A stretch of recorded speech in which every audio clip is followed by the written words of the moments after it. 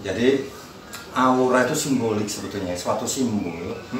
Setiap manusia itu punya karakter, punya tingkat emosional, punya tingkat kesehatan yang berbeda-beda. Itu yang dirangkum jadi aura.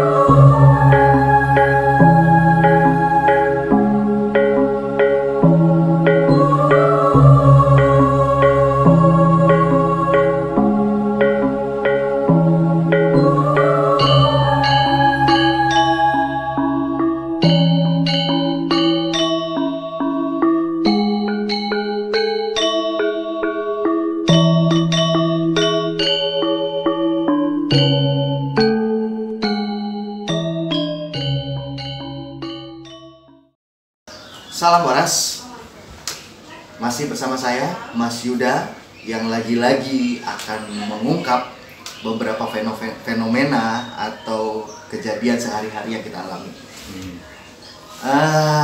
Bahasan kita udah nggak asing banget dengar kata-kata aura, Mas. Iya. Iya kan? Betul. Di kehidupan kita sehari-hari pasti sering dengar katanya aura. Nah, lagi-lagi pertanyaan yang paling mendasar adalah aura itu deskripsinya apa sih? Ya. Aura itu cahaya. Aura itu cahaya.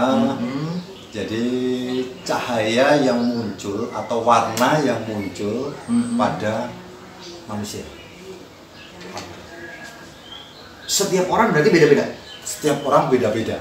Oke. Setiap orang beda-beda dan setiap orang tiap saat berubah-ubah. Yang bisa ngelihat perbedaan aura seseorang itu siapa? Yang bisa melihat perbedaan atau perubahan aura orang yang sudah terlatih indera ke-6, ke-7, ke-8, ke-9, seterusnya. Atau mungkin zaman sekarang mungkin ada ya, seperti ada fotosintesis aura ya. Iya. Ada itu, mungkin cuman saya nggak tahu tingkat akurasinya seperti apa, saya belum ngerti juga saya. Nah, lagi-lagi nih yang perlu kita garis bawahi karena terkait dengan bahasan kita sebelum-sebelumnya juga. Nah, aura ini itu memang power dari dalam diri kita atau memang cerminan dari diri kita atau memang itu magic yang terdapat di dalam diri kita? Waduh, kembali lagi ke magis. Iya. Ini tidak ada magisnya. Jadi aura itu simbolik sebetulnya, suatu simbol. Setiap manusia itu punya karakter, punya tingkat emosional, punya tingkat kesehatan yang berbeda-beda. Itu yang dirangkum jadi aura. Betul. Jadi contoh-contoh seperti ini. Kita lagi emosi tinggi nih. Ya. Kita lagi marah, emosi tinggi. Otomatis yang terlihat pada manusia itu adalah auranya merah menyala. Yang bisa lihat. Bisa lihat. Kalau kita secara orang awam pasti mukanya emosi, mukanya asem, ya. mukanya butek gitu kan itu aja. Kalau kita lagi sakit, auranya lagi berwarna kuning atau redup dan lain sebagainya. Itu beda-beda ya. Ya, secara apa ya? Pandangan orang-orang yang bisa lihat itu ya. Makanya kan aura itu adalah simbolis. Kenapa? Ini dibutuhkan setiap seorang pengusada atau seorang terapis bahwa mempelajari ilmu aura itu penting. Karena kita harus tahu klien kita sedang terjadi apa. Gitu loh. Nah, perubahan aura pada manusia itu sendiri apa diakibatkan karena secara emosional atau secara naturally berubah sendiri atau gimana? Atau bisa dibuat? Kalau dibuat disengaja supaya membuat satu aura prima, nggak bisa. Oh, nggak bisa. Jadi aura itu bisa berubah dari tingkat emosionalnya orang itu sendiri berubah, tingkat kesehatan orang itu sendiri berubah, tingkat kalau saya bilang tingkat kebahagiaan lah ya. Kebahagiaan ketika orang itu mengalami suatu bahagia sendiri ya, auranya putih, bagus gitu, bersih. Nah, seperti itu ya. Jadi gini, balik lagi kalau yang tadi saya bilang, kalau saya ngelihat misalnya sosok, contoh lah ya, ada teman saya datang ke rumah, terus saya lihat mukanya lagi emosi murung gitu. Saya secara visual itu kan jelas ngelihat dia emosi gitu kan.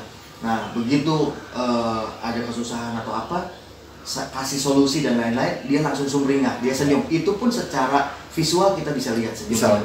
Tapi secara aura juga seperti itu. Seperti itu berubah. Oh, Langsung berubah. Makanya setiap saat, bahkan hitungan detik pun bisa berubah. Bisa langsung berubah. Bisa langsung berubah. Oke, guys, ingat itu. Aura bisa berubah secara tiba-tiba tergantung dari emosional si personal itu sendiri. Betul. Oke. Terus, ini ada istilah buka aura.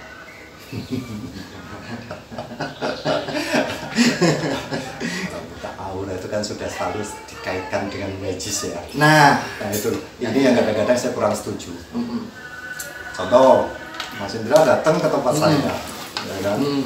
Posisinya lagi posisi nggak enak badan. Waduh, auranya nggak bagus banget, saya buka auranya deh. Nah, itu gimana itu? Nonsen.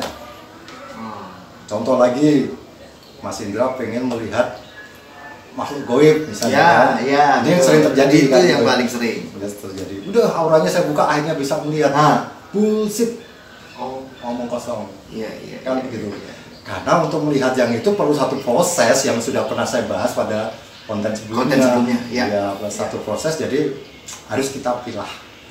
Aura itu seperti apa, buka indra itu seperti apa kan? Tapi kalau konotasi yang dipertanyakan tadi adalah buka aura untuk masuk ke dimensi itu kan? Omong kosong. Oke. Gitu. Guys, ingat lagi-lagi sekali lagi bukan mistis.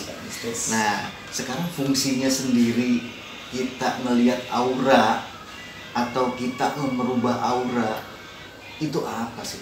Kalau fungsi untuk kita melihat aura jelas, kalau kita sebagai tenaga servis klien terhadap orang, kita penjual jasa untuk menterapis, kita harus tahu kondisi klien yang datang ke tempat kita, suasana hatinya seperti apa, sakitnya separah apa, kan begitu. Semakin gelap auranya berarti kan semakin parah dia punya masalah, kan begitu.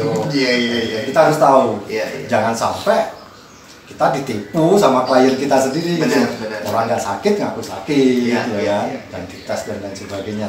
Itu salah satu fungsinya. Nah, kalau untuk fungsinya terhadap diri kita sendiri, paling tidak kita mencoba selalu membuat diri kita sebahagia mungkin, sehappy mungkin, kan begitu.